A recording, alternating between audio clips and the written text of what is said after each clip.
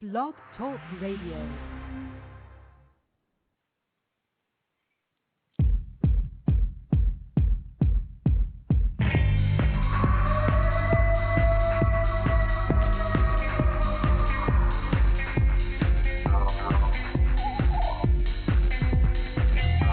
Welcome to Sasquatch Watch Radio with your hosts, Billy Willard and the Blog Squatcher. Strap in, hold on tight, get ready, because it is about to go down.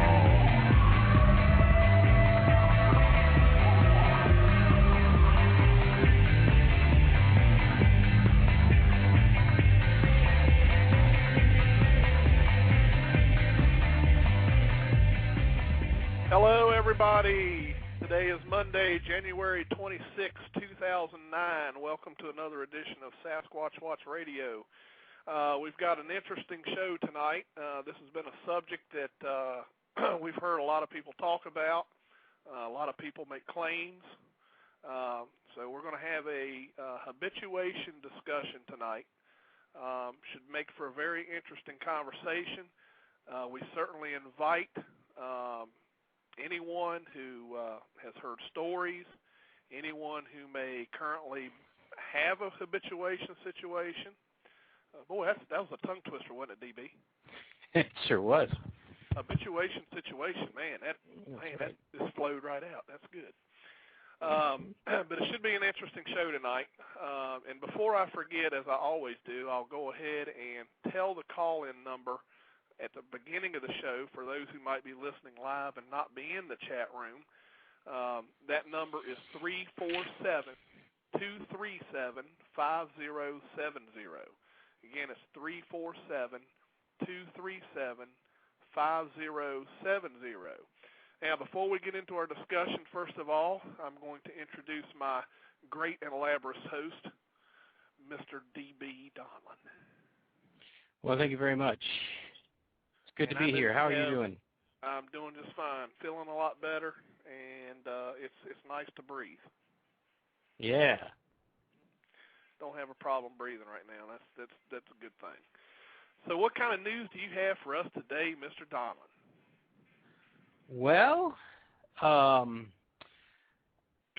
I don't have any news that was like in the news. I didn't collect any news from the news, but I did get, as you know, there's a fellow who is in this Sasquatch Watch organization with the both of us, whose name is Charlie, and he was a witness to some of the Mount Vernon monsters sightings that went on.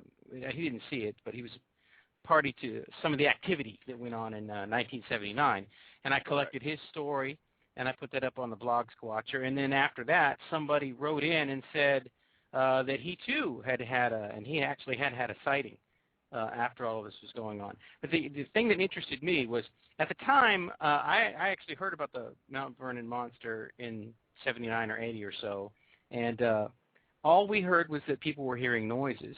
But what I learned from Charlie and this other fellow was that people had sightings. People had collected a tape recording of the sound it made, which is what I wouldn't give to get a hold of that now. And people had apparently, this is the story that Charlie heard, apparently at least one family had been leaving food out for it. I think he said they left out a pie, at least, for it. So this sort of fits into the habituation story that we're going to tell. I mean, they knew they were leaving it out for the creature. I mean, I don't know that they thought it was a Bigfoot, or they knew it wasn't a bear. They knew it was something strange, but they were leaving out food for it. The interesting story that we got after we put out Charlie's bit about it, and what he heard was he went out there one night with other police officers. Charlie is a retired police officer, I think. Went out there with other police officers, and they were out there actually to look for it because there had been enough complaints that I guess the chief of police signed off on it, send the SWAT team out to look for it and see what they find. Well, they had been out and looked around for a bit and were coming back in to head into town for some dinner before they went back out again later. This was sort of late spring. so the lights stayed bright in the sky till late. This is around 8:30, so it's just about getting dark. And as they came out of the woods and they were loading up their truck, they heard a scream from the woods. And then Charlie, now he was very interested, very motivated to find out what this thing was all about. So he ran towards the woods. And he got right to the edge of the woods, and it let out a scream again. And the way he described it to me was it was so loud that he felt it. He felt the scream hit him, and that stopped him. And he dropped down into a crouch, pulled out his weapon, and he looked around. He never saw anything, but he could hear branches snapping and things like that. So it was quite intense for him. And then after that, the SWAT team put their gear back on and ran right back in the woods, but they never found anything. And apparently the police chief was, he said if you couldn't find it, then it wasn't there. Something like that. That may not be what he said, but they didn't go back out as far as Charlie knew. At least that's the way I heard it. All right, so then another guy hears about this, not that particular story, but he hears about people thinking they're seeing a monster out there, and he thinks it's some kids hoaxing. So he lays in wait for them. And he says what he saw was he had put himself up in an area where there's a bit of a marshy spot between him and an area of woods. Coming across that marsh in the dark with enough light to see, he saw something that he thought looked like a Bigfoot. And it was headed towards him, and I guess it hurt him or something, and then turned around and ran the other way. And he continued to look for it for a little while after that until it scared him. He said that he thought it eventually got sick of him coming out there and started making noises and throwing things at him, and he gave it up. But anyway, there's two stories that we've collected now in, 2009 from something that happened in 1979, 30 years ago, kind of enriching our store of knowledge there. I was very excited about that coming out. And that's it for my news. Yeah, but I know you've got some news. Yes, I do. I think we're very lucky to have Charlie on our team. Charlie is a member of Sasquatch Watch Virginia, and we're very thankful to have him. I mean, not only does he have, 30-plus years of police investigating under his belt, he was also he was an investigator. He was into the drug enforcement side of it as well. And I tell you, when you go out with him, you can tell he's a police officer by the way he writes his reports. Right. Got some very detailed reports. Yeah, and he calls the witness. He's used to using the word complainant. Because that's what they call it in the police force. So, but he's a good guy, and he's very, very thorough and. Always gives me a report on paper, but yeah, he's a good guy. I love him to death. I love him as much as I do you, DB. Yeah. Well, I was grateful that he came forward with that. After 30 years, almost nobody else was likely to come forward with that. So I'm grateful that he did, and he's really opened up a lot. Almost a classic case. That certainly was on my mind. I was, you heard me many times asking people, anything about the Mount Vernon monster? And, finally we got something, and I was very gratified by that, very grateful. Caller on the line, stay on the line. I will get to you in just a second. But I put an invitation out to the guy. I mean, if you're listening to the show tonight and you're the guy who messaged the Blog Squatcher about being out in the woods back in 1979, I believe it was, out at the Mount Vernon monster site, we would love to hear back from you. I know Blog Squatcher would. Yeah, or anybody who knows anything about it. Right, yeah, exactly. Doesn't have to be just that guy. Yeah. Yeah, that made big news back then, and that's always been a very interesting encounter report.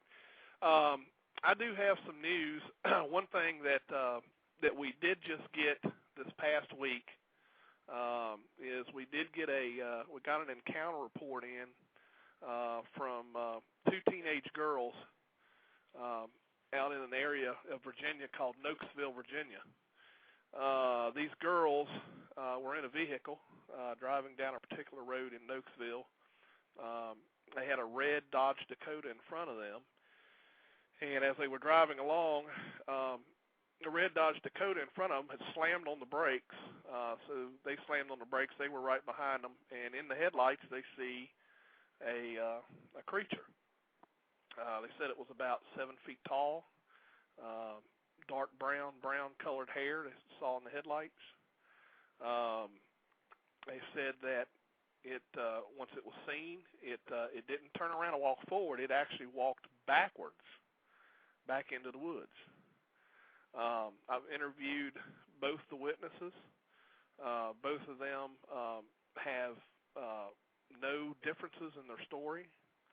I think that they definitely seen something, whether it was an actual Bigfoot creature or someone in a suit. Obviously, they saw something, and I can base that on the reaction of the one girl that I called the night that it happened. She was very shaken, and I could tell that she really didn't want to discuss it. So I think we actually had a good one there, and we're working on that in an investigation as we speak. That'll be an ongoing investigation. And I think I might have lost DB. So DB, in case you don't know it, I don't see your phone number up on the list. So I think I might have lost you. Anyway, the other part that I wanted to mention real briefly, and then we'll start getting to the callers that are on the line. I've got 2 callers there. There's a new group in the state of Virginia called the Central Virginia Cryptozoology Club. So anyone in the state of Virginia who's interested in not just Bigfoot, but any of the hidden animals, you may want to join up with this group. I met with them a couple weekends ago prior to my getting pneumonia, and the lady and the fellow who runs this, very knowledgeable people, and definitely a good group.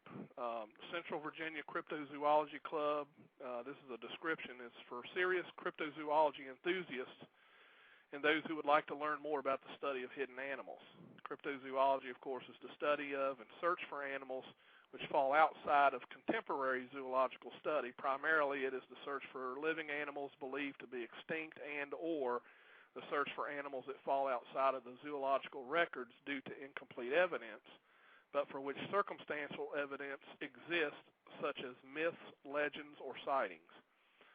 Bigfoot, sea serpents, the eastern mountain lion, Chessie, devil monkeys, and many other cryptids make this list. If you would like this club to be participatory and would like to include education, lectures, seminars, discussions, media, they're going to do a little bit of everything, folks. So I'm going to see if I can do this. I'm going to try to post the link to their website. There it is. I just put it in there. It's called the cryptozoologist.org/group. Currently, they're using a Yahoo group, and I've signed up. I'm a member of the group, and got myself signed up. So, I encourage anybody in Virginia to join in. I've got a Skype number on here. DB, is that you or is it someone else? Someone from a Skype number. I've got you on the air. Oh, you got me on the air. Okay, yeah, your number's showing up. Yeah, it's not your number though. It's not your number. This is an issue that we'll have to try to iron out with Blog Talk and Skype, I guess, because it hung up on me again, and now when I call back, I don't get my number. Well, I encourage the other person, whoever was calling in earlier, it was the area code started with a 2. I apologize, but if you want to call back in, we'll get your call. But that pretty much covers everything tonight news-wise. Now let's get on to our discussion of our subject tonight, and that is habituation. As most folks may or may not know, habituation is, there's a lot of folks out there that have been making claims that they have habituation scenarios going on where they have, I don't know if you want to call it befriended, but They have had interaction with these creatures. They've continued to make these creatures return, and sometimes take gifts, leave gifts in return, what have you. I've heard many different cases of that from all over the U.S., really. Right. And it's a subject that I'd like to talk about tonight. This is DB. This is your idea. DB came up with an idea that we should talk about a certain subject every month, and I thought it was a great idea too. So, DB, what do you got? I mean, what have you heard or what have you seen that subject? Well, I've got a couple of habituation situations in my past research, but also I want to make sure that people know what there's a scientific definition of habituation, which I think is kind of on topic here, and that is that if you're listening to a noise, and this would be anybody, not just you, Billy Willard, but anybody listening to a noise, and it bothers you, if the noise continues and you don't pay too much attention to it, eventually it will get to the point where you don't really hear it anymore. You notice that mostly with something that is like a light music. Eventually you just won't even hear the music anymore. That's what scientists and psychologists mean when they say habituation. So in the scientific sense, what you're trying to do is desensitize an animal from your presence. It's not really trying to befriend an animal, not in the scientific sense.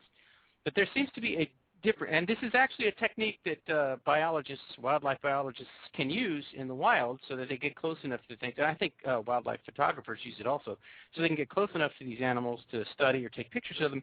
You just introduce yourself to them, and then slowly over time, you can get closer and closer and closer. You know, the people who studied the gorillas in Africa, Diane Fossey, you know the one I'm trying to say.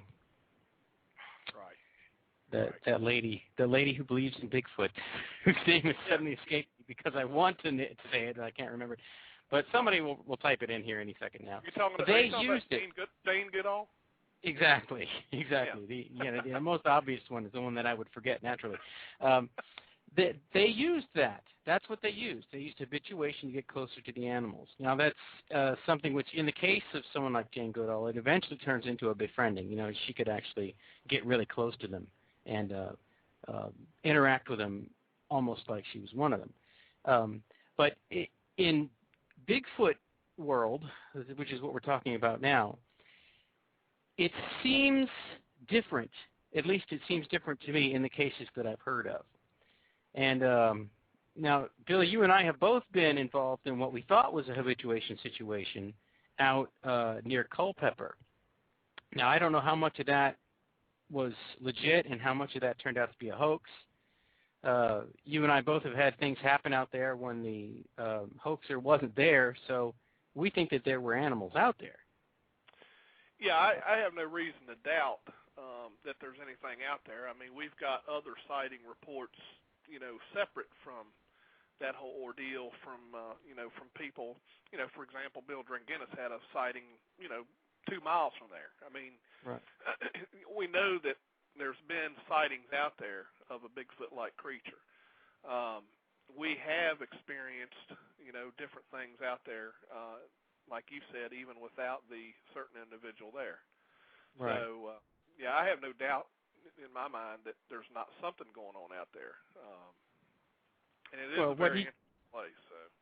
Yeah. And what he told us he was doing, and possibly this is, on topic here, is he was leaving apples out, and he once left a jar of peanut butter out, and things like that. And he would leave them. He would stick some twine through the apple with a big rug needle, tie it off, and then throw it up in a tree and tie it off high enough so that nothing could get it. A raccoon would have to be a very dexterous fellow to come down that string and get it, and there's no way deer's going up to get it. He did that for more than a year before we ever got any kind of indication there was hoaxing going on. So I think he actually was doing some of this stuff. And that might have been what led to some of the things that later happened. So that's the one form that I know of that seems kind of like the scientific form of and it's ironic that I'm using him as the example, but that's sort of like a scientific thing. You're leaving things for them to eat. You're letting them see you're letting them see you and get used to you over time. And over time, maybe you'll get an interaction from that somehow. But then there's another form, and this happens when people live at a place where Bigfoot seem to want to visit for some reason.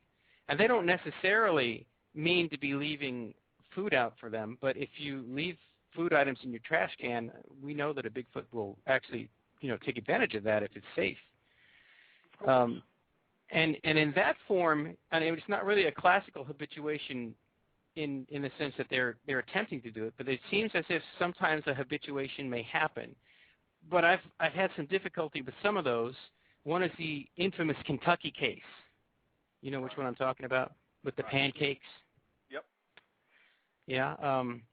There may have been a habituation there, and it may go back 40 years or more, because the lady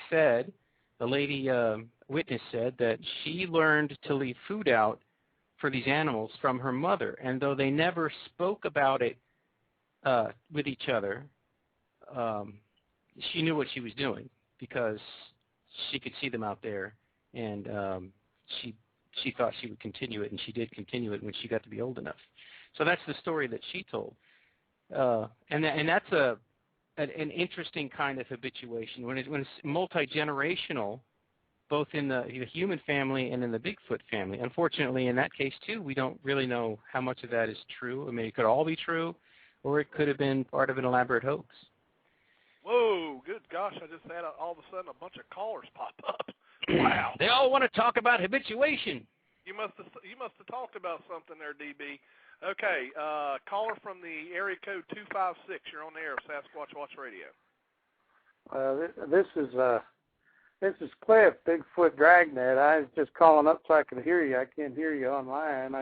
I'm in your chat room, but I don't have any speakers. All right. You want me to just keep you on mute so that you can just keep listening to the show? Yeah, that'd be great, Billy. If you would, I'd appreciate it.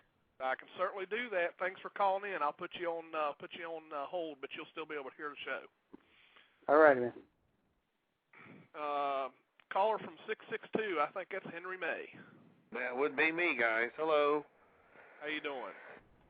Well, I mean, there have been a lot of claims made about habituation, and I'm not going to say it's not possible, but I would have to see some evidence of it myself.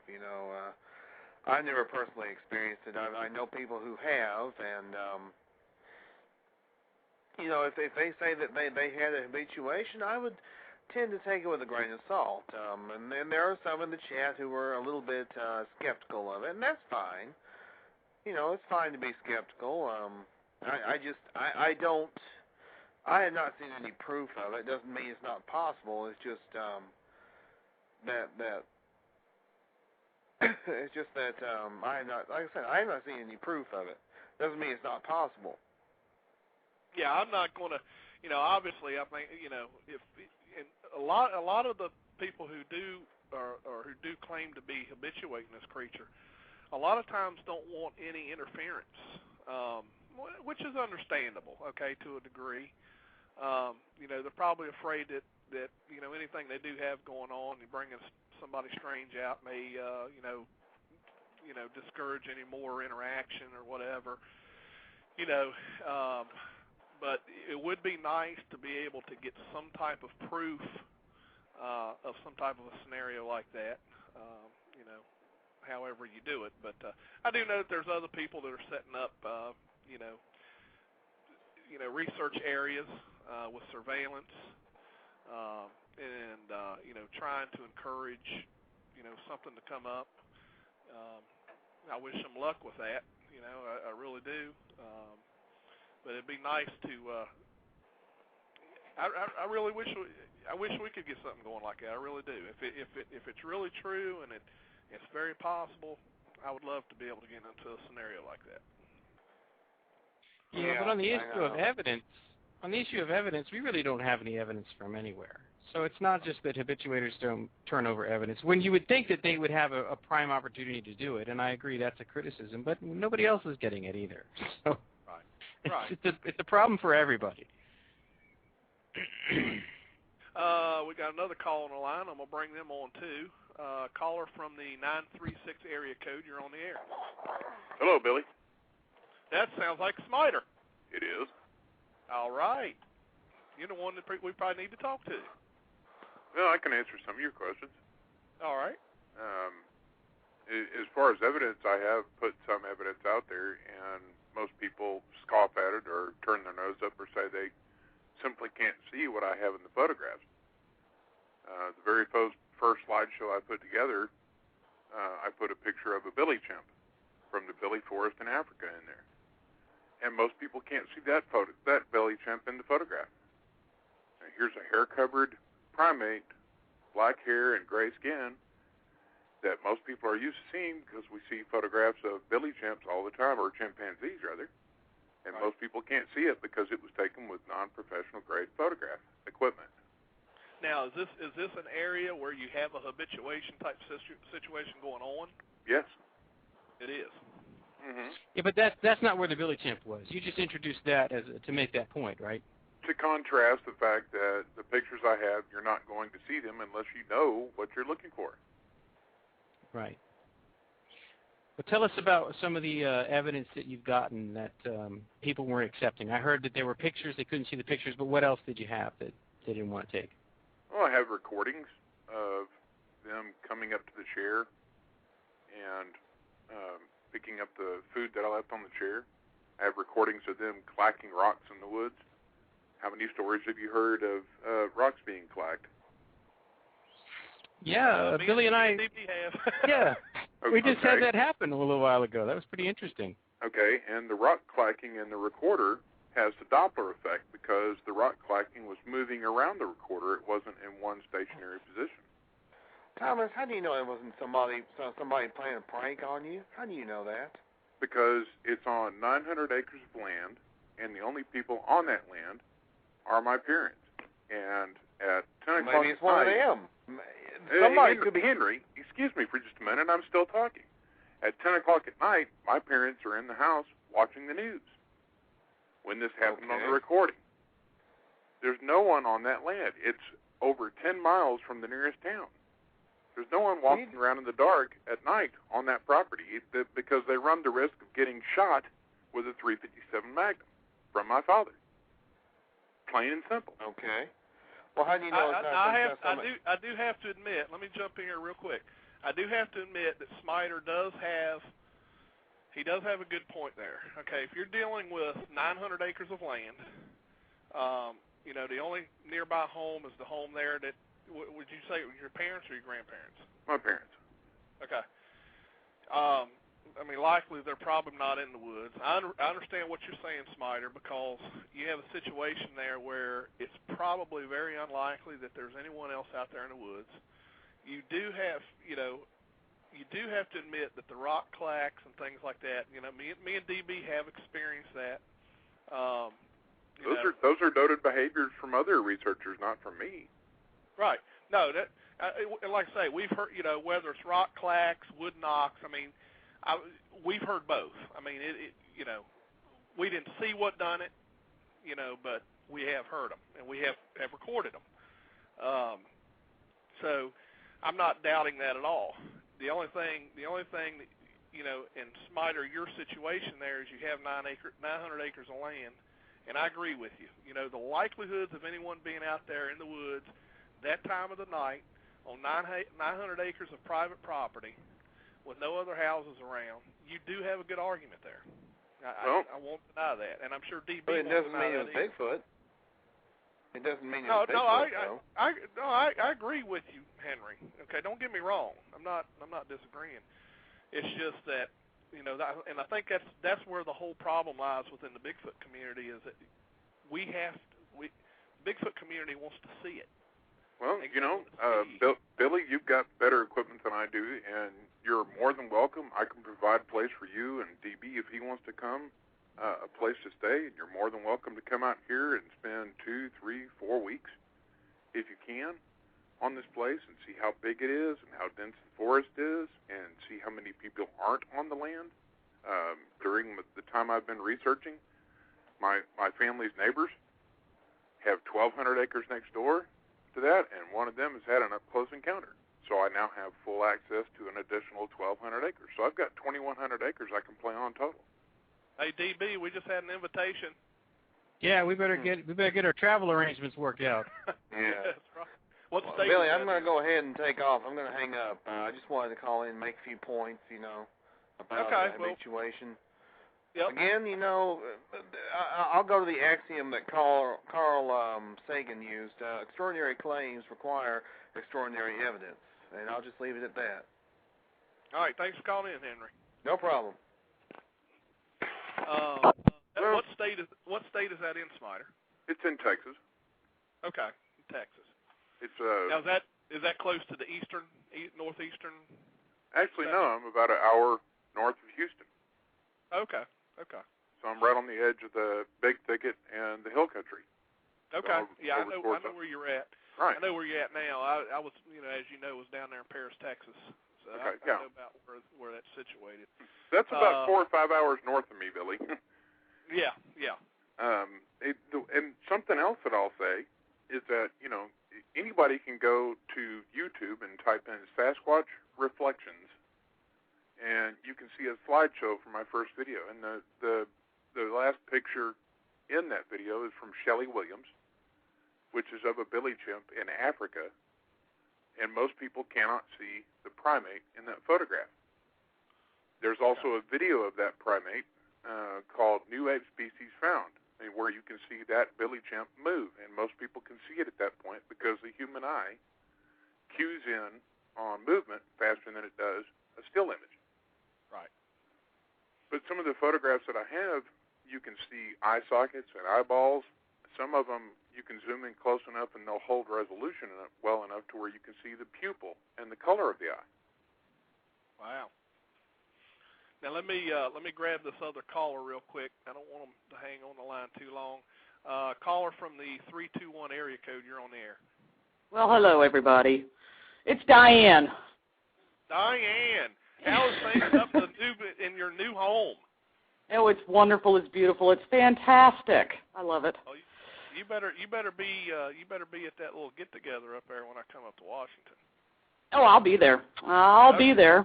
Not a problem. No, my problem that I have is that I hear so much about habituation and about the people that have got things recorded of squatches walking or somebody eating the food or somebody making a noise in the wood or somebody doing that. It's gotten to the point at this day and age. If you don't see it making that sound, then you don't know what it is making that sound.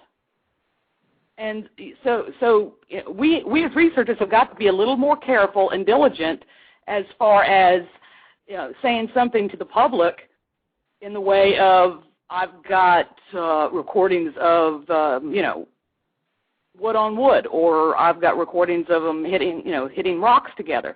If you don't have a picture of that sucker doing it, then you don't have diddly. Okay. And we have got to be more diligent on what we live out to the public. Let me say something to that, Diane. I'm very limited on what funds I could put towards equipment to video or photograph. And you and me both. Okay, and when there's 900 acres of land in question and nobody knows what you're doing there, nobody knows that you have a recorder out in the woods. I mean, no one, not a human soul, knows that you have a recorder in the wood, and you start getting these sort of sounds recorded, it kind of limits the possibilities on what is making those sounds. But you can't second guess, okay? I've been out in the woods all my life in places where you would think nobody would ever be. And as long as you can find a beer can or a crumpled up potato chip bag, then somebody's been there.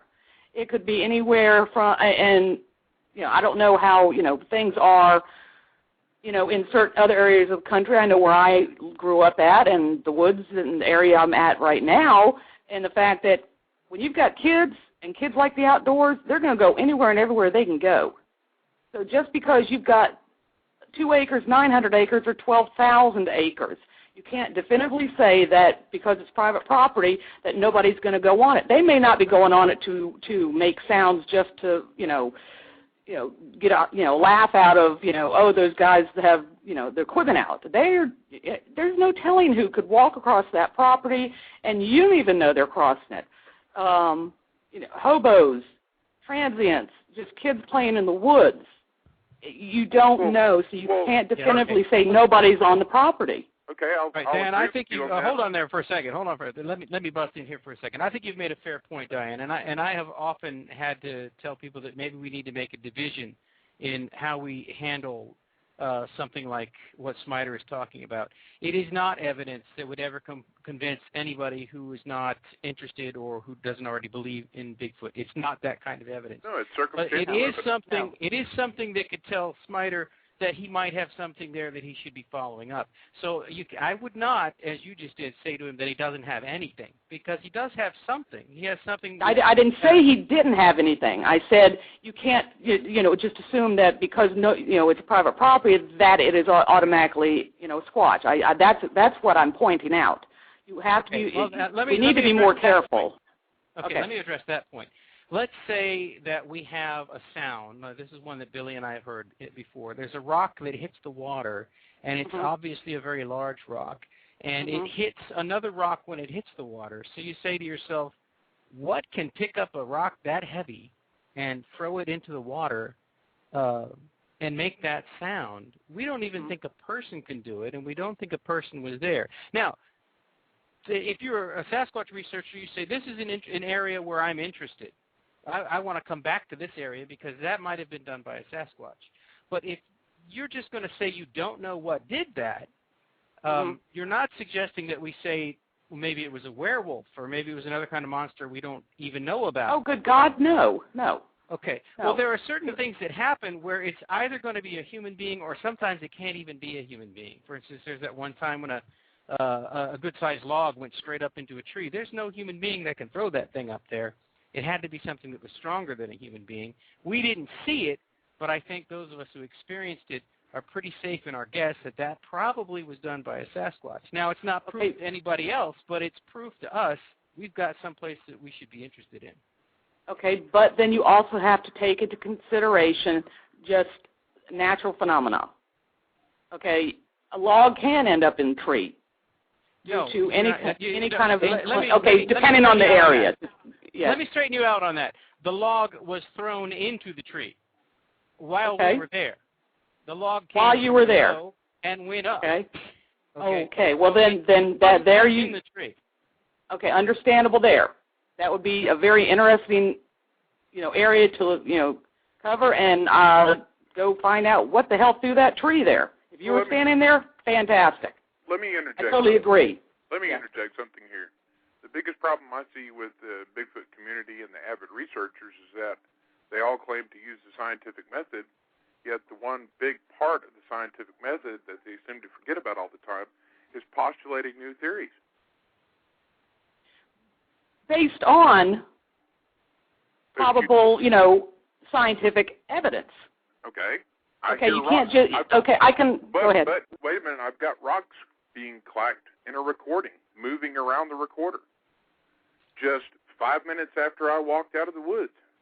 Okay. So what kind of theory am I supposed to postulate on that there's a bunch of rednecks in the woods hoaxing me on private property? You don't know.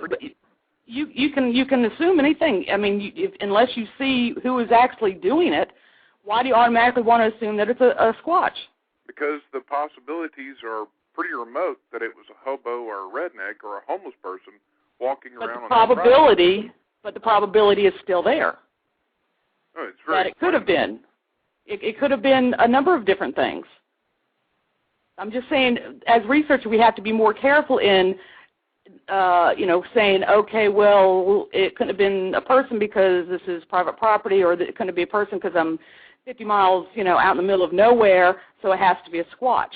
I'm saying we have to be more careful. Typically what I say is most likely it was not a human at 10 o'clock at night clacking rocks near a recorder 5 minutes after I walked out of the woods. I mean, you could hear me leave the woods, and you can hear my car start up and me leave. Okay. And it was pitch black. There was no moon that night, so they wouldn't be able to. I'm just saying, it's more prudent for researchers to, we have to be critical in what we're in our research. Okay. My comment on that is if you are skeptical to the point where you doubt everything you come across, you're never going to find a thing.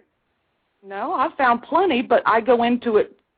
If you go, my stand, and of course nobody needs to agree, and of course many people don't. I go into an investigation trying to prove that it didn't happen, and that's the best way I can prove that it did happen.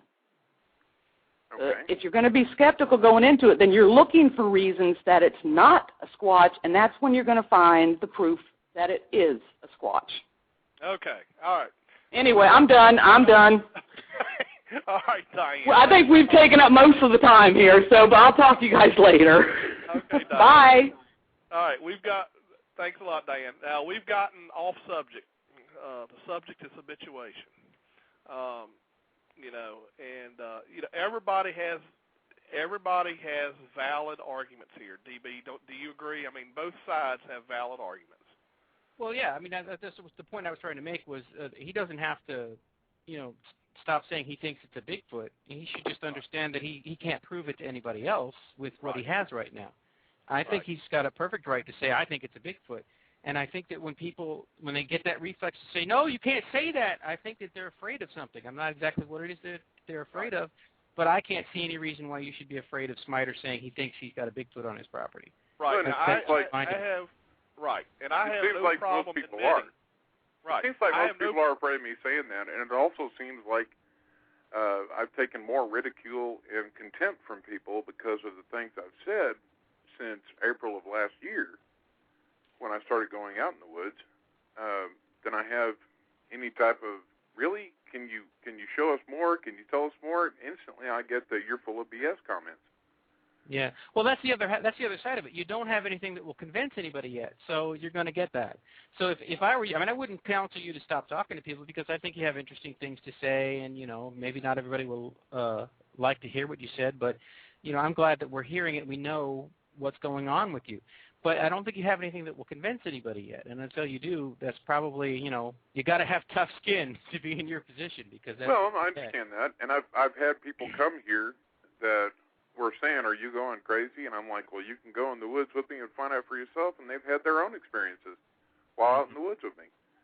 And they usually don't come back because it scares them. I've got I can reassure you it won't scare me. Well, I'll go out there. But you've seen some rather large things before that raise questions in your mind. Of course, you couldn't prove it, but when you see eye reflection, what did you say, 10 feet in the air? Right. 9, 10 feet in the air at yes. Paris, Texas, right. I've got a photograph of a 21-inch footprint, a barefoot human-looking footprint that's 21 inches long. I don't think anybody is out in the woods hoaxing that. All right. Now, did you take a casting of that? No, it was a foot impression. The ground is called black gumbo here because I can ride a 500-pound four-wheeler across it, and me being over 300 pounds and not even leave tire tracks. But you were able to see the print. Wasn't there enough of an impression that you could have got a cast? No, there wasn't. What it did was it pressed up red clay up through the soil and left a foot impression, and we laid a cell phone in the track so that we could get a basis for size. So you did get a picture of it. I would have went ahead just for the heck of it, Smiter, because sometimes you can get, different, dermal ridges or whatever. Even if you can't see them, sometimes you can box out your area that you're casting, do a cast, and pick up things that you can't really see. Right. I don't have any casting material. You can get it at any of the like the hobby shops and things like that. It's real easy to get a hold of. If you can find one in places and just, it doesn't take as much as you think. So. Well, sure, I understand. It's just that I never bothered to go and get any of that. Right. Let me grab this other caller real quick. We got another caller from another Skype caller on the line. You're on the air. Hey, Willard. Hey, This sounds like Bruce. What's going on? No, I just wanted to sort of weigh in, and I don't want to hijack this show like I did the other night, but I just want to say, Smiter, with all due respect, I don't think people have a problem with you saying that you believe that there is a Bigfoot on your property. I think that people have a problem with the fact that the evidence that you present doesn't support your claims. So I just want to make that that distinction, and I just want to be really clear about that distinction too, because you know, there are a lot of people who've seen things and they can't and they don't have the evidence to prove it, but the evidence that you did bring forth doesn't support your claim. So I think that incongruence is really what all of this discussion is about. So you have these pictures that show, you know, that may or may not show something, but no one can agree, yes, that is an inanimate object in that picture, and that is, you know, a bipedal primate.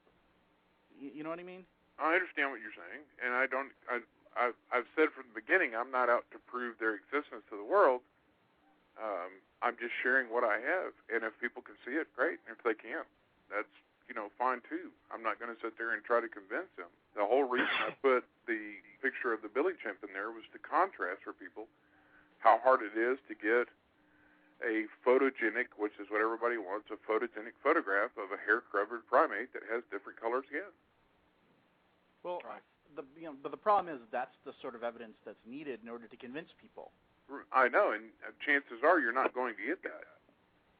Yeah, it's not just habituators who aren't getting that evidence. And one would think maybe they have the best chance to get that evidence. But it's not just them that aren't getting it. None of us are getting it.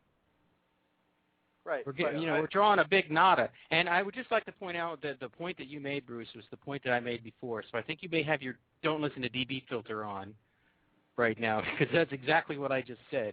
He doesn't have evidence that would convince anybody else, but that doesn't mean that he shouldn't say what he believes.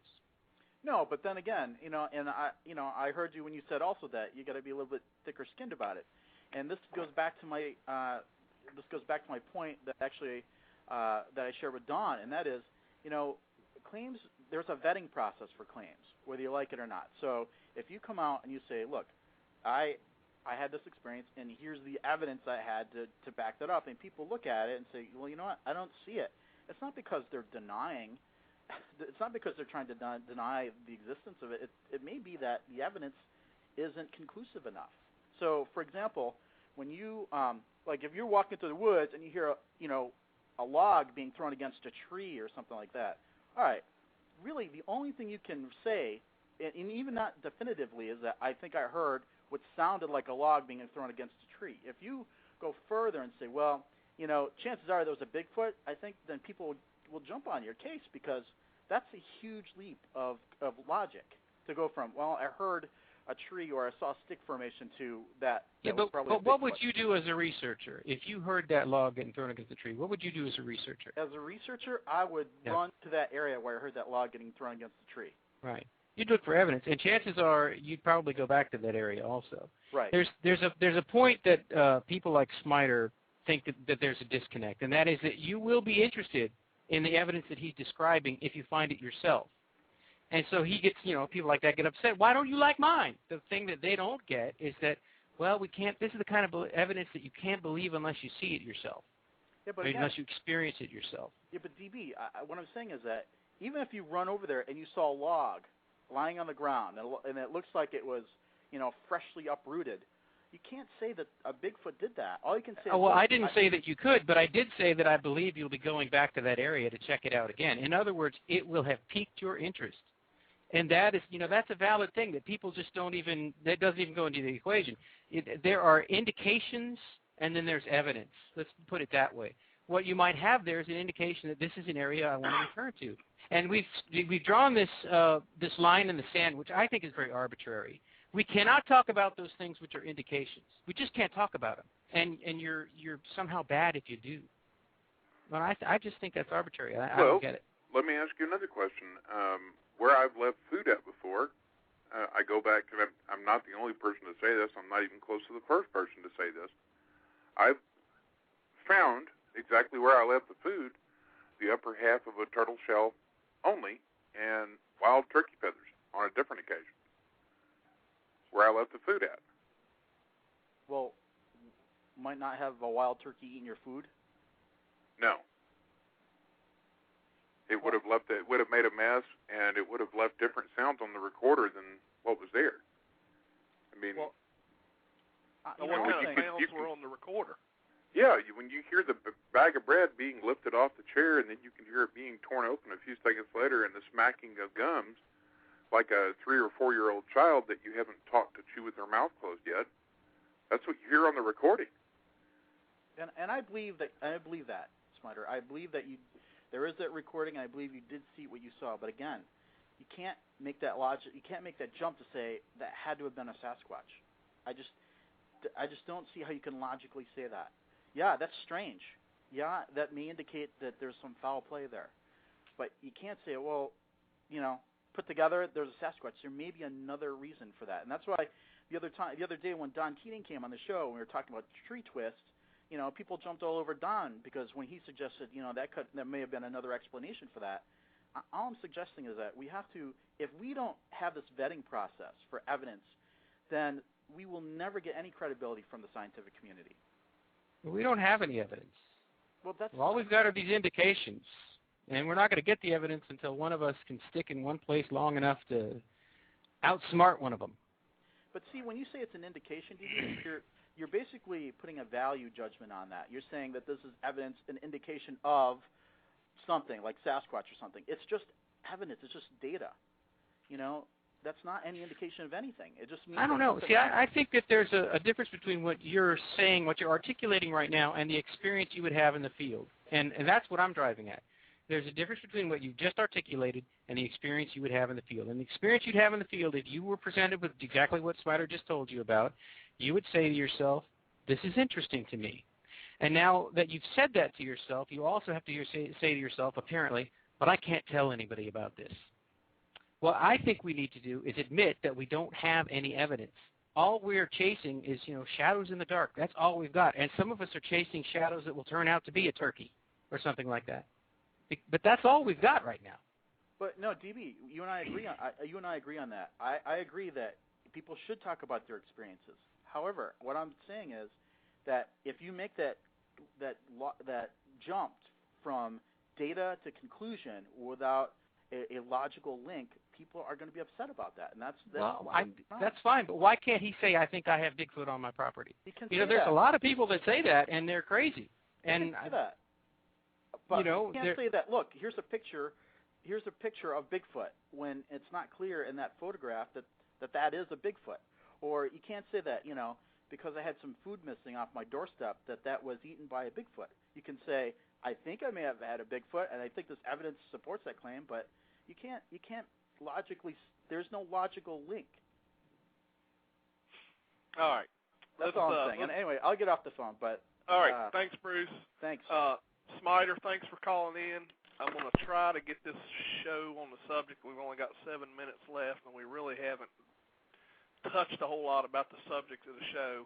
I see people in the chat are getting upset because we've gotten off the subject of habituation. Okay. Well, you can only get habituation stories if they'll call us. Right. And right. They called us a Smiter. And I think he did tell us what his experience was. Right. No, I agree. But I think if we can get more people calling in and talking about this, and I know it's hard to do because a lot of them don't want to do it. And a lot of them don't want to do it, I understand, because they feel they're being ridiculed by the community. They won't. The problem is most people won't even say, well, that may be possible. They instantly start in with the ridicule and the contempt. And being an average person, and the way I am, I don't take ridicule for very long or very well before I start giving it back. And it's rather pointless to argue with people on the internet because I can't put my hands around their neck and strangle them half to death. So it's better to just walk away, which is what I've done. And pretty soon, I won't be talking about it just like the rest of the people that are habituators. All right, let me grab this other caller. They must have heard what I said. Caller from the 419 area code. You're on the air. Hey, Bill, it's Indy. Who's this? Indy. Hey, Indy, what's going on? Hey, man, I just called in. I'm having problems with my satellite internet, and not getting enough signal. I'm only catching half of what you're saying, so I just call in and see what's going on. Not a problem. I'll keep you muted so you can continue listening to the show. All right, thanks, Bill. Thanks for calling in. DB, I don't know if you've been watching any questions. I quite honestly have seen this chat room is scrolling by pretty quickly, and I haven't called any, so I didn't know if you'd called any questions or not. I haven't seen any either. You didn't realize it was going to be such a tiring show, did you, Billy? Oh, yeah. So you get 72 users in here, and they start talking. It's a little hard to keep up with it. Well, Smiter, I appreciate you calling in. I wish we could get other people also to call in and talk about this, and I know some people don't want to. Why don't you have Dave and Penny Houston on your program again, like you did on Squash Detective? All right, I can get them on. Because they'll talk about their habituation situation. I know. Okay, I'll get them on the air. Thank you for the suggestion, and I'll get them to come on the air and we'll talk to them. All right. Well, thank you for taking my call, Billy. Yep. Thanks a lot. Bye bye. Bye bye. But you do make a good point, DB. We've had scenarios out in the field where we've heard things that have gotten us on edge, or not really on edge, but paying attention to what we had heard. Right. And it's because it's our experience. We know, from our experience that that's not something normal that happens. So it gets your interest. So it's really a scenario where what's the old saying? You had to be there. Right, you had to be there. Right. And I think especially on a show like this one where we're basically talking to people who already believe that Bigfoot exists, and most of them are out there as active researchers, I think it's fair to talk about those things. I don't think you should rule them out of hand. I think you'd be a fool if you tried to take this stuff out and say, I have proven that Bigfoot exists, but I don't think there are too many people who are actually going to do that. Right. Yeah, and I understand. I feel like, and I think a lot of it has to do, DB, with some of the recent events that we've been subjected to. I can speak for myself. I've become really, really skeptical because of some of the things that happened. Right. I find myself doubting everything. Right. Anymore. Because we've had a hoaxer actively hoax us. I mean, he was trying to hoax us, and not just once, but many times. Right. So it does make it harder. I mean, it makes it harder, but maybe that's a good thing. I don't know. It may be a good thing. See, I like to believe that there's good in all people. Sure. That's how I was raised. But I do understand that we also live in a world where there's a lot of people out there that enjoy and obviously have a problem with that. Hoaxing or making extravagant. I don't know. I can't explain it. I think we talked about it earlier. Maybe it's psychological. I don't know. Yeah. You and I have had a long conversation about it, and I think the end of it was we decided that we really couldn't understand it, and maybe it's not something that we're going to be able to understand. Right. But some of those other habituation experiences that weren't mine, but that I had gone to investigate, there was indications that the hoaxing might have been involved in those, and so you start wondering if I think it was John Green said, when somebody starts getting a bunch of sightings all in a row, it's time to get suspicious of that person. Right. And so that's something that is, I think that's in the community too. People don't believe people who are having habituation experiences because hoaxing has happened, and because someone like John Green has come out and said if they're having a lot of experiences all in a row, then it's probably a hoax. Right. So, it's not just that they're rejecting this evidence,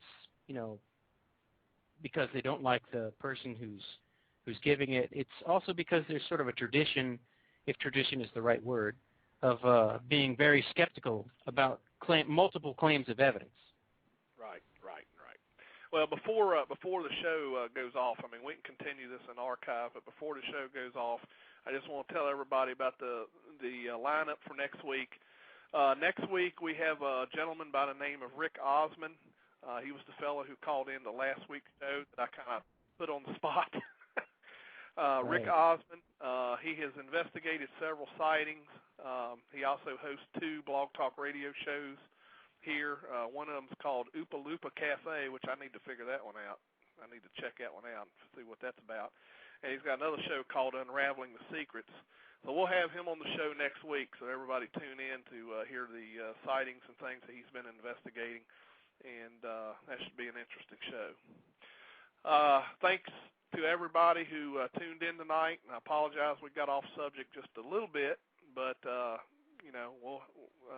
be doing another one of these series next month. We'll have another subject we're going to talk about, and that's going to be the subject of infrasound, which is another commercial subject.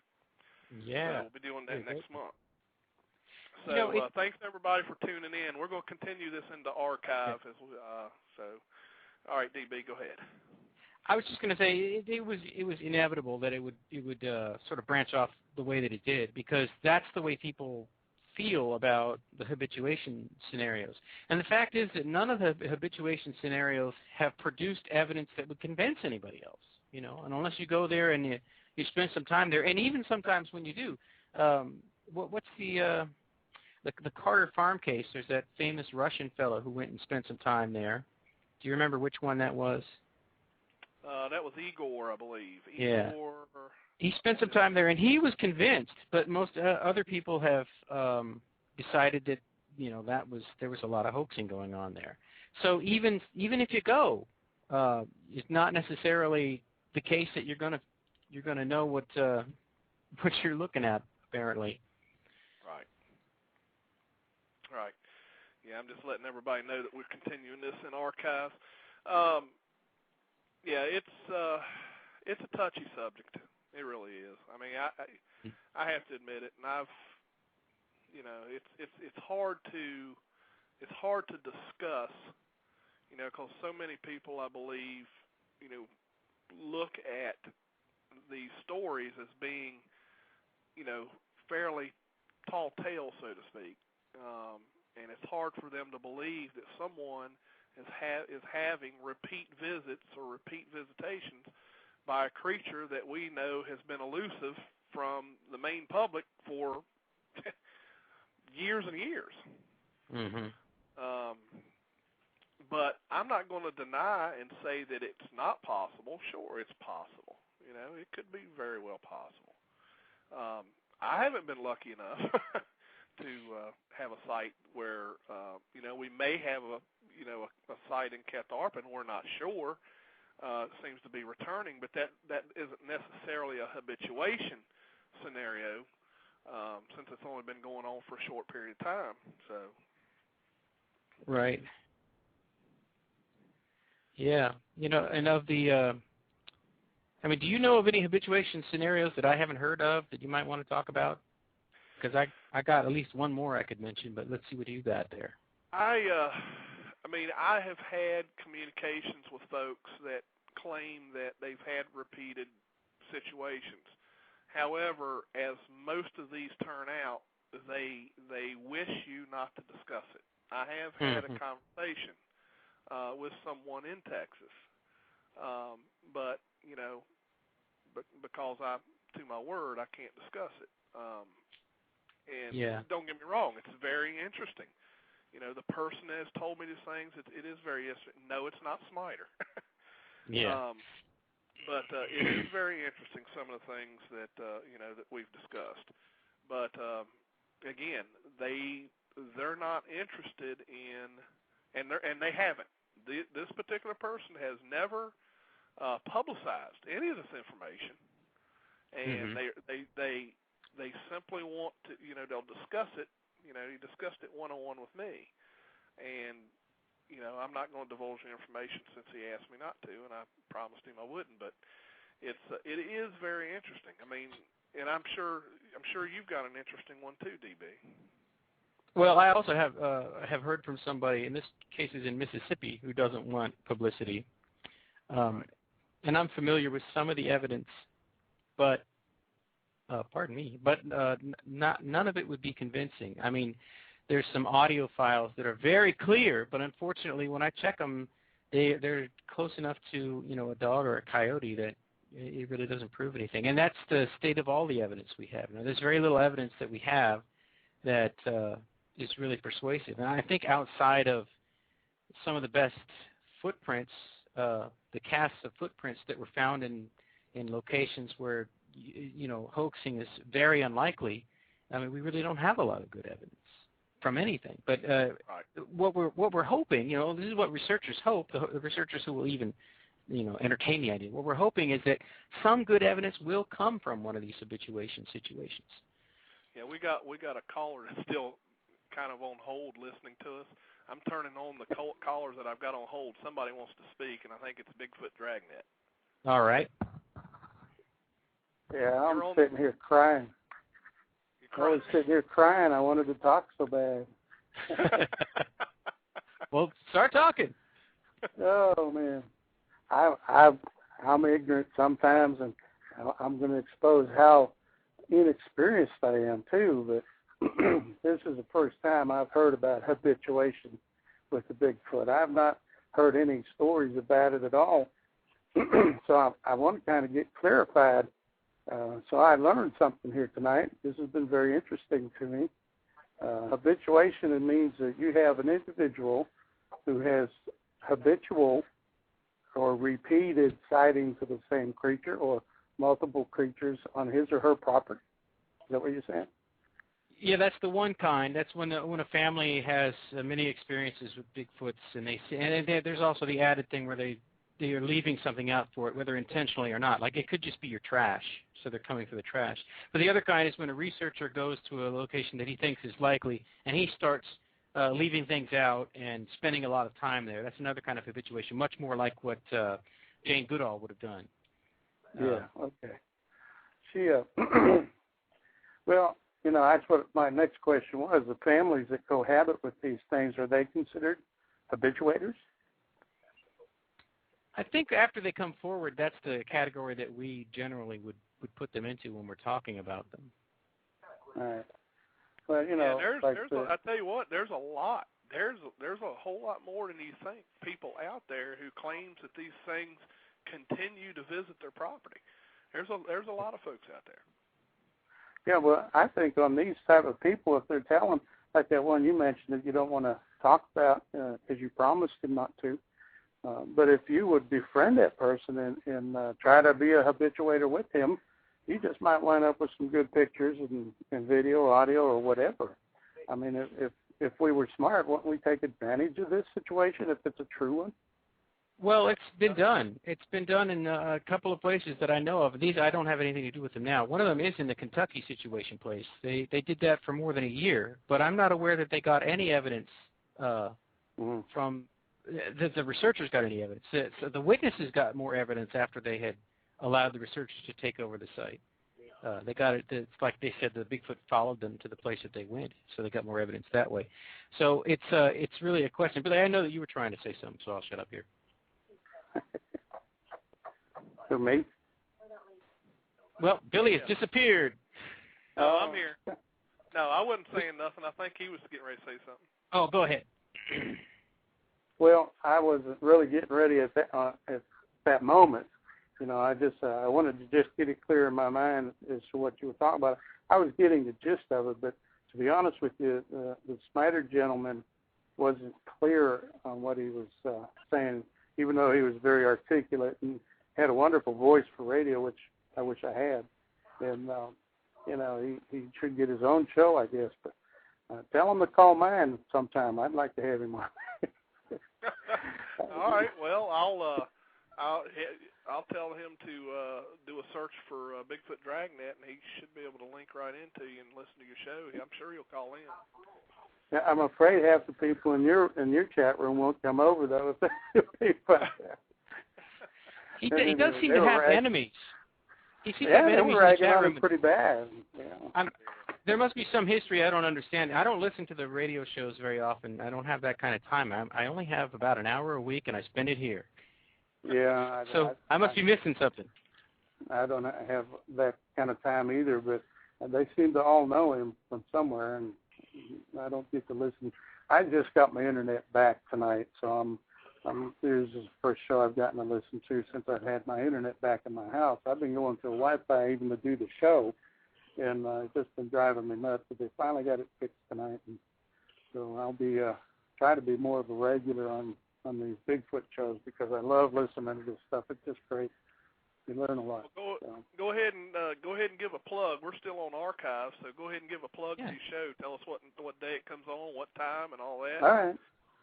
Well, if I could give a few weeks out, maybe it would be nice too. But this coming week, we have a gentleman named R.C. Hogan on, and he's written a book on, it's called Your Eternal Self, and it's on the afterlife. He does a lot of research into speaking with folks who have passed on already, and it's going to be very interesting. And I'm going to drill him about what happens to animals and Bigfoot when they die. I mean, if we find out through our research that Bigfoot is human by DNA, then we would have to guess that it would have a soul the same as us.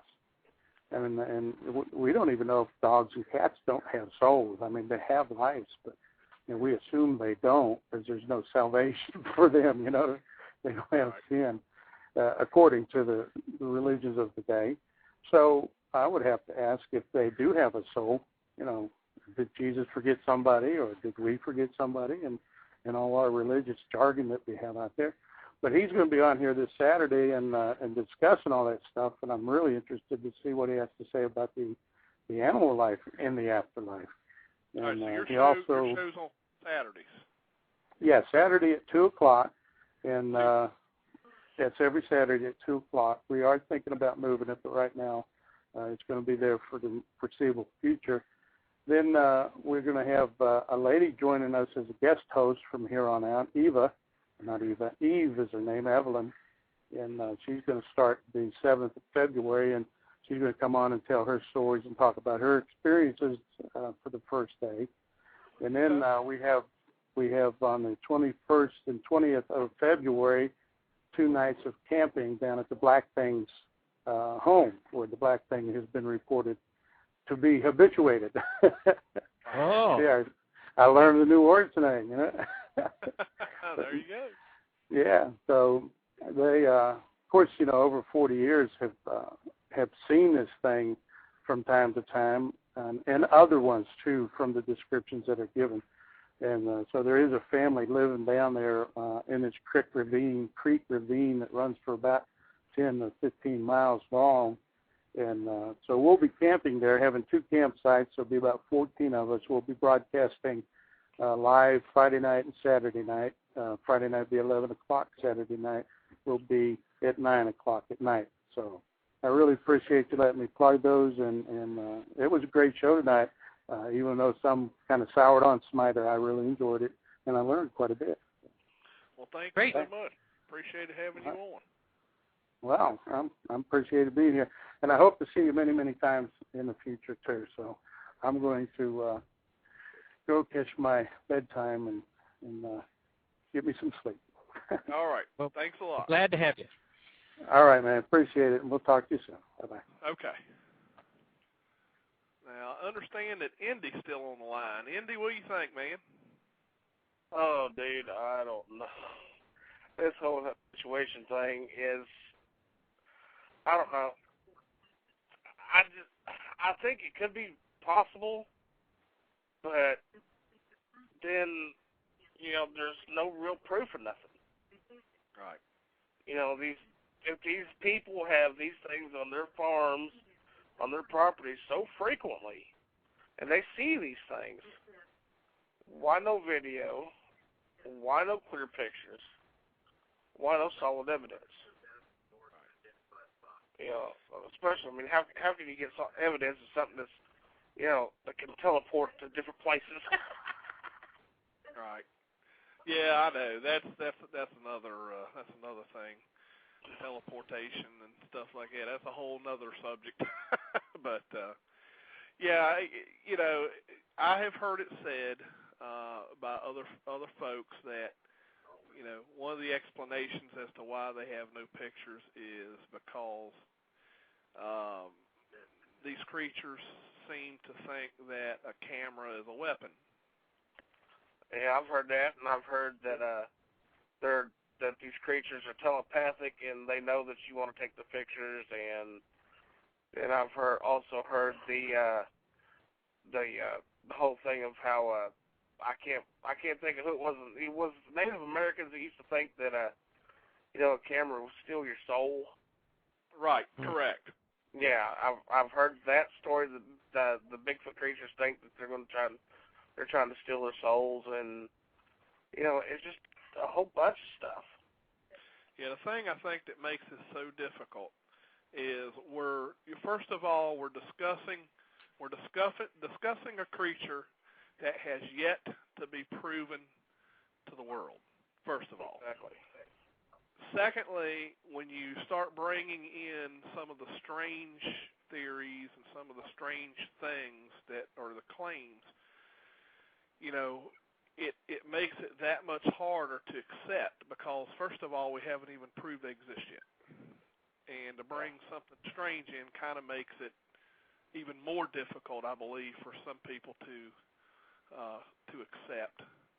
So I kind of understand, and I know that there's a huge division in the Bigfoot field, on that. There's a lot of folks that believe that Sasquatch has a paranormal side, or a psychic side, or what have you. Then there's the other group that says they're all flesh and blood. They're animals, they're apes, they're ancient humans, they're a living, breathing. And I have to admit that I am on that side of the fence. I'm on the side of the fence that says, okay, this thing is a living, breathing creature, okay? Could I accept that it's some type of an ancient human? Sure, I could accept it. I don't have proof otherwise to say that it's not. Can I accept that it's a North American ape that's just undiscovered? Sure, I can accept that. It could be either one. And I think it makes me feel better being on that side of the fence, for my own personal reasons. What about you, DB? About what side of the fence I'm on?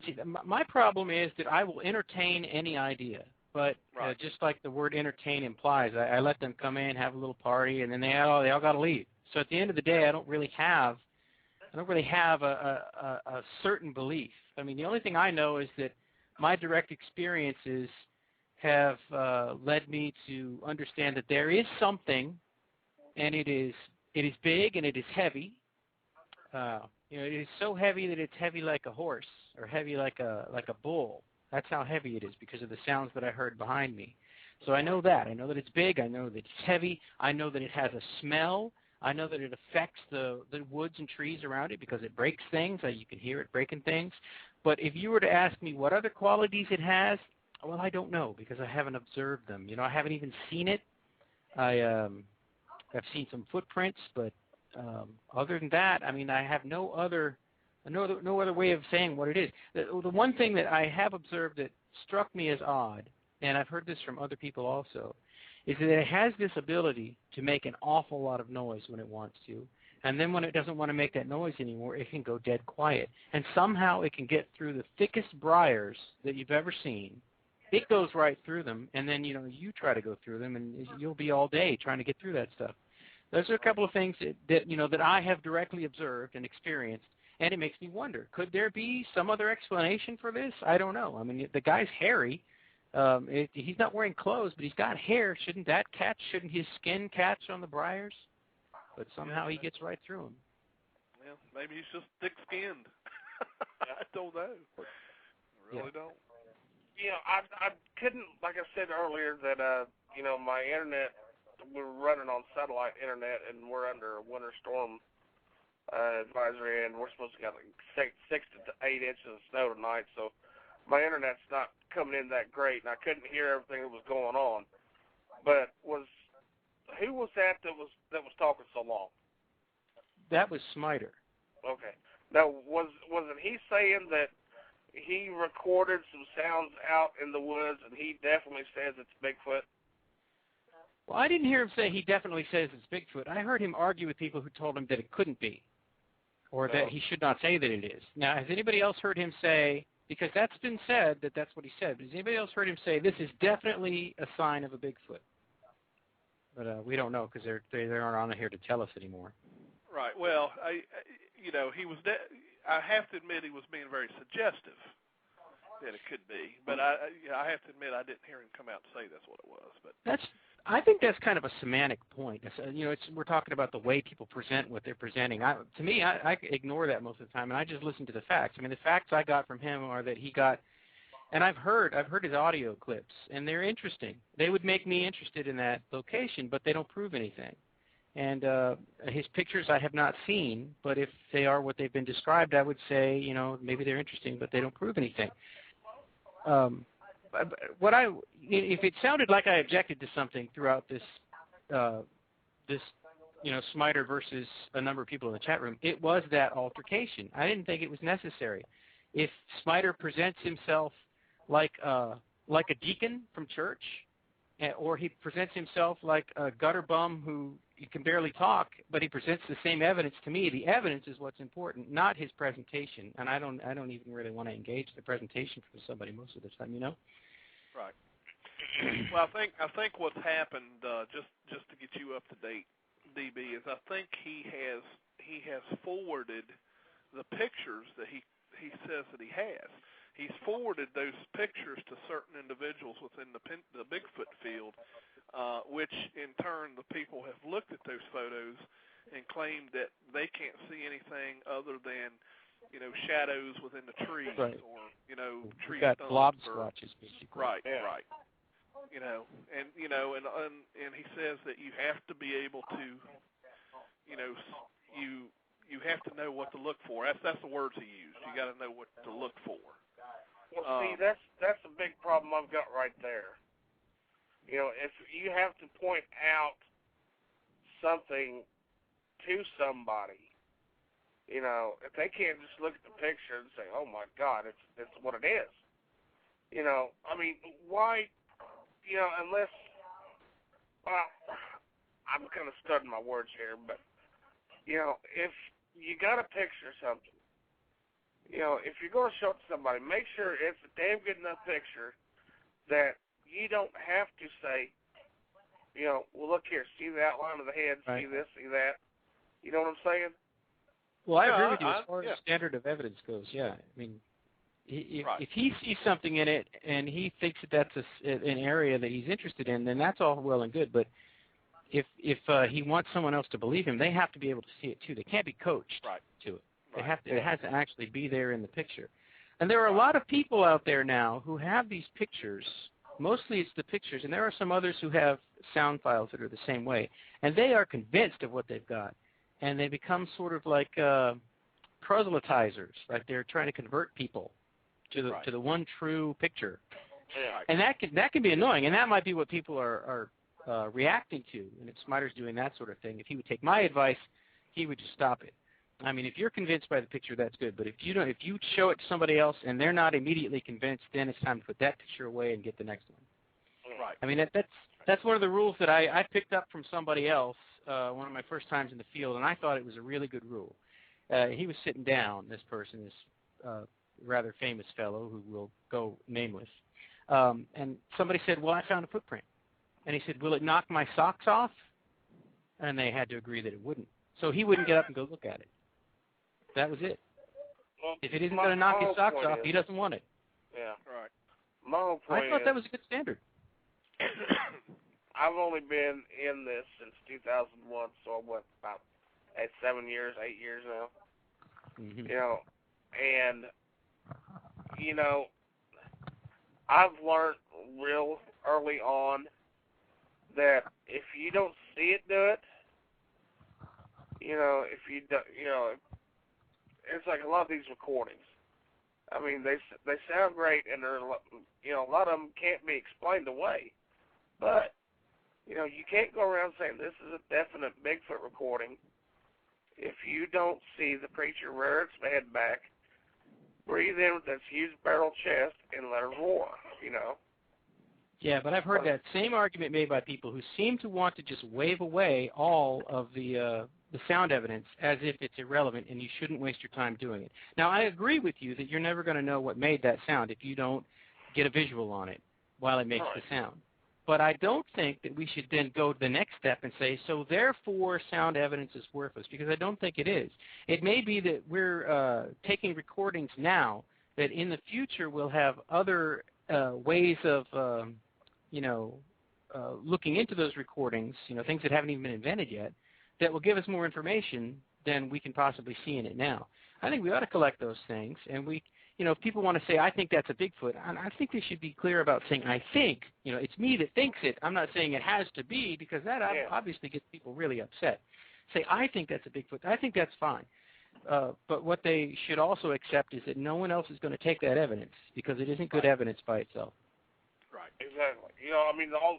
All the hair samples and everything that we've got, there's nothing to compare it to, because one's not been brought in yet. So every now, don't get me wrong, I know that Sasquatch exists. I've had 2 encounters close up with them. Mm-hmm. And, so you're talking to somebody here that knows that they exist. Would you like to share those with our listeners? Because I know they love to hear the encounter stories. Well, the first encounter I had was when I was 10 years old, and I lived in Indiana. I stayed up late one night watching TV, and my dog was whining out on the front porch. And we lived on the outskirts of a town that barely had 100 people in it. We all kept our doors open at night, screen doors during summer. So he was outside whimpering, and I go outside and I unchain him, and I look over, and there's this thing going in between the house or the horse lot and the horse barn of our neighbors, about 25 feet away. The phone started to die. But yeah, that was my first one. I mean, it was really tall, covered with hair, and stunk really bad. My second encounter was down in West Virginia in 2003. We was down there on an expedition with, Billy knows him from the forum, Fletch. Right.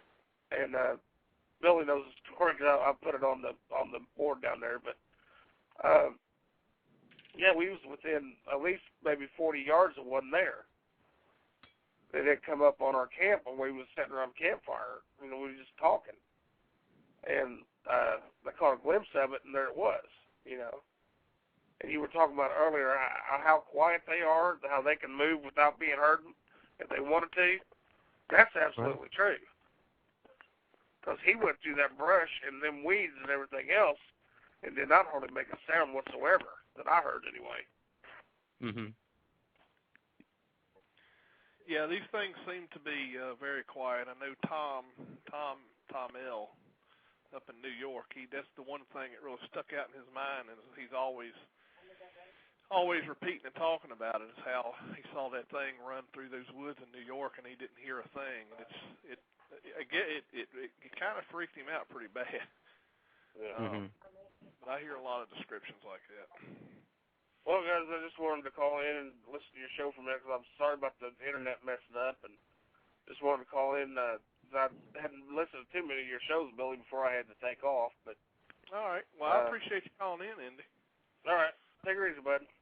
Thanks. Good to hear from you. All right. Bye. Well, DB, it looks like we ran the show over about a half an hour. Yeah, they finally got their 90-minute show, if they will listen to it. They just want to hear it live. That's the problem. Right. So what we'll do is I guess we'll wrap it up. Again, next week we'll have Rick Osmond on the show, who's investigated several sightings, and see what kind of stories he has for us. And DB, do you have anything before we close out? No, I'm good. All right. Well, I enjoyed the show. I know a lot of people were a little disappointed because they thought we got off subject a little bit, but I thought it was an interesting conversation.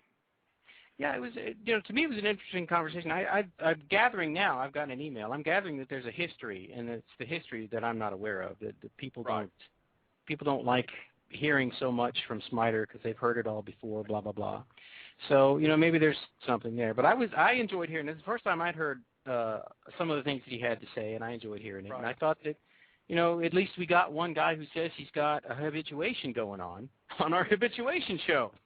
Right. So you can't argue with that.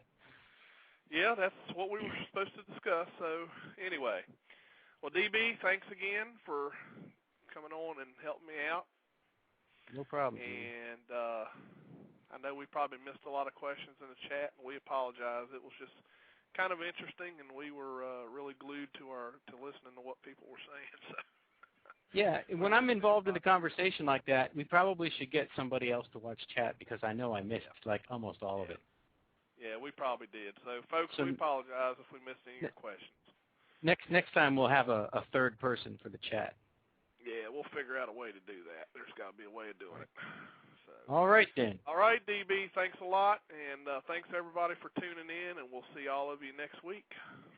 Yes, indeed. See you later. Bye-bye.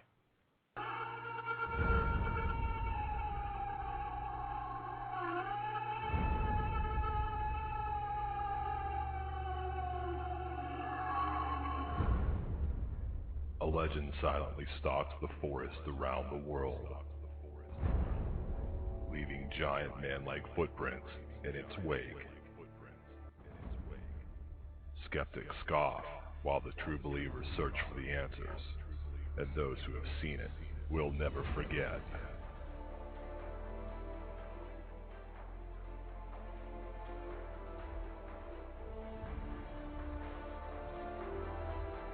Monday nights, 9 p.m. Eastern, Blog Talk Radio.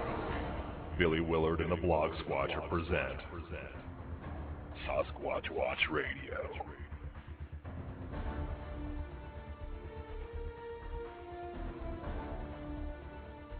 Your hosts, Billy Willard and Dee Donlin, bring you 60 minutes of the latest news and information, newly discovered evidence, and interviews with those searching for the truth and those who have seen it.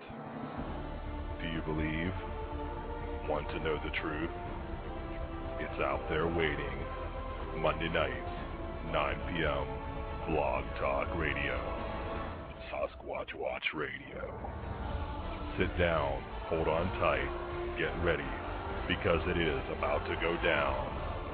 blogtalkradio.com/Sasquatch Watch Radio.